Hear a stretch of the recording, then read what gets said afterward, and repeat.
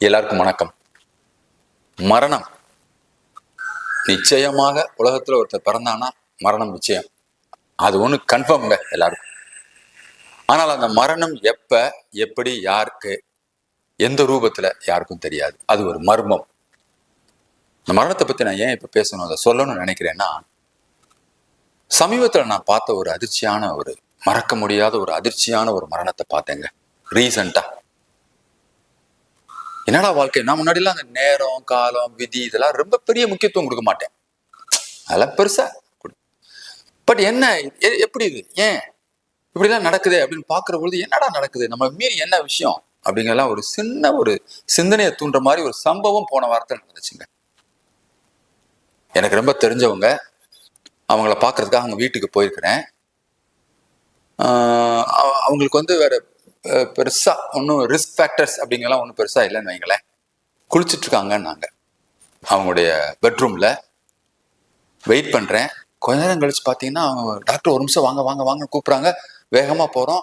அந்த ரூம் அவங்களுடைய பெட்ரூம் திறந்துருக்கு. திறந்து பார்த்தா உண்மையிலேயே அங்கே எல்லாருக்குமே ஒரு ஷாக்கிங்கான ஒரு, அதை என்னால இன்னைக்கும் அந்த உருவம், அந்த இது, அந்த விஷயம், அந்த சம்பவம் எப்படின்னா, குளிச்சுட்டு வந்து ட்ரெஸ் மாத்த முயற்சி பண்ணியிருக்கிறாங்க.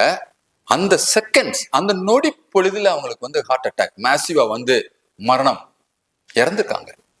அப்படியே வந்து அந்த கட்டில் இருக்கு, அந்த கட்டில் வந்து ஊனி இப்படி கையை வச்சுக்கிறாங்க. கால் வந்து தரையில அப்படியே முட்டிங்கால் போடணும்னு சொல்லி பார்த்தீங்களா, அப்படி போட்டுட்டு அந்த பொசிஷன், தலை தொங்கிருக்கு. இதே பொசிஷன்ல கிட்டத்தட்ட பார்த்தா எப்படி இருக்குன்னா, ஒரு சிலையை பார்த்த மாதிரியே இருந்துச்சுங்க. அதை பார்த்துட்டு தட்டி பார்த்தோம், இல்லை கிட்ட ஒரு 10 நிமிஷத்துக்கு முன்னாடி முடிஞ்சிருச்சு. அந்த மரணம் என் கண்ணுக்குள் இன்றும் இருந்து கொண்டே இருக்கிறது. என்ன சொல்லுது அந்த மரணம், அது என்ன சொல்ல வருது நம்ம சமூகத்துக்குன்னு பாக்குறேன் நான். என்னடா வாழ்க்கை இது, செகண்ட்ஸ்ல போயிடுச்சே வாழ்க்கை, என்ன இதுக்குதான் மனுஷன் ஓடிட்டு இருக்கானா? மிகப்பெரிய பிலாசபியை சொல்லி கொடுத்துருச்சுங்க அந்த மரணம். வருத்தமா இருந்துச்சு, அதிர்ச்சியா இருந்துச்சு. அதே நேரத்துல யதார்த்தத்தையும் கற்றுக் கொடுத்துருக்குது அந்த மரணம். மனிதா ஏன் ஓடுகிறாய்? மனுஷன் ஓடுறோமேங்க. இந்த உலகம் 200-300 ஆண்டுகள் நம்ம வாழ்ந்துருமா என்ன? கிடையாதுங்க. தேதி தீர்மானிக்கப்பட்டுருச்சுங்க. எப்ப யாருக்கு எப்படி நம்ம யாருக்குமே தெரியாதுங்க. நம்ம பயணம் வந்து இந்த பூமியில பிறப்புன்னு ஒண்ணு கொடுத்துருக்கு, வாழ்க்கைன்னு ஒண்ணு கொடுத்துருக்கு, இந்த கதாபாத்திரம் கொடுத்துருக்கு.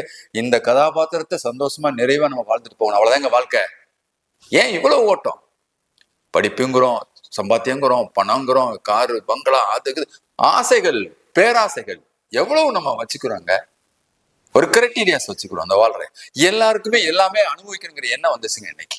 எப்படியாவது அதை அடைந்து விட மாட்டோமா என்கிற எண்ணம் இன்றைக்கு அதிகம். பாருங்க, ஒரு அரசு பதவி கிடைக்குது, இல்ல ஒரு உயர்ந்த ஒரு அரசியல் ஒரு செல்வாக்கு மிக்க ஒரு பதவி கிடைக்குது, பாக்குறோமே லஞ்சம், ஊழல், என்ன பணம், 1000 கோடி, 2000 கோடி, 3000 கோடி, என்னங்க பண்ண போறீங்க இத்தனை கோடி வச்சு? நொடியில போதுங்க மனுஷ வாழ்க்கை. இந்த பணம் என்ன புதைக்கவா போகுது நம்மளோட சேர்த்து? நிச்சயமாக கிடையாது. ஏன் ஆசை இவ்வளவு மனிதன் ஓடுகிறான்? உழைக்கணுங்க, அது மாற்று கருத்து இல்லை. படிக்கணும், மாற்று கருத்து இல்லை. வேலை பார்க்கணும், சம்பாத்தியம் பண்ணணும், கணவன், மனைவி, குழந்தை, குடும்பம் எல்லாமே நல்லா சந்தோஷமா நிறைவா வாழ்றதுக்கு தான் படைக்கப்பட்டிருக்கிறோம். ஆனால் அதுக்கு மட்டுமே அல்ல, நமக்கு மட்டுமே அல்ல, சுற்றி இருக்கிற சக மனிதனை நேசிப்பாங்க. வாழ்ற வரைக்கும் ஒவ்வொருத்தரும் ஒவ்வொரு டைப்பா இருக்காங்க. ஒவ்வொருத்தருக்கு என்ன பண்றான், அந்த கிடைச்ச வாழ்க்கையில என்னென்னலாம் இருக்கோ அதெல்லாம் அனுபவிச்சுட்டு போயிரும்டா அப்படின்னு நினைக்கிறான் சில பேரு.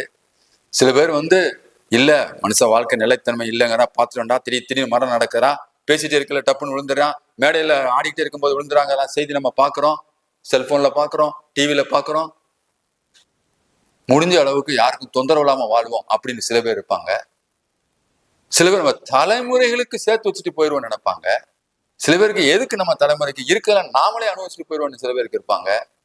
அன்பு மக்களே சொல்கிறேன், கிடைத்த வாழ்க்கையை வாழுங்கள், சந்தோஷமாக வாழுங்கள்.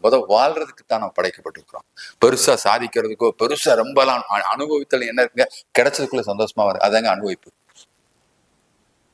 சோ மரணம் நிச்சயம், எப்ப வேண்டுமானாலும் வரலாம், நிலைத்தன்மையற்றது என்கிற பட்சத்தில் அந்த வாழ்கிற கடைசி நிமிடம் வரைக்கும் நாம் முடிந்த அளவுக்கு நம் குடும்பத்துக்கு சந்தோஷமா எவ்வளவு இருக்குமோ அதே மாதிரி சக மனிதனை நேசித்து யாருக்கும் இடையூறு இல்லாம நம்ம கிடைச்சதுல ஒரு சில விஷயங்கள், இந்த நல்லதுகளாக இந்த பூமியில விட்டுட்டு போவாங்க.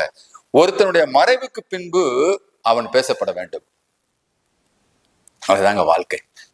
மக்கள் பேசப்படுகிற வாழ்க்கை, உறவுகள், நண்பர்கள் பேசப்படுகிற வாழ்க்கையாக வாழுங்கள். நன்றி, வணக்கம்.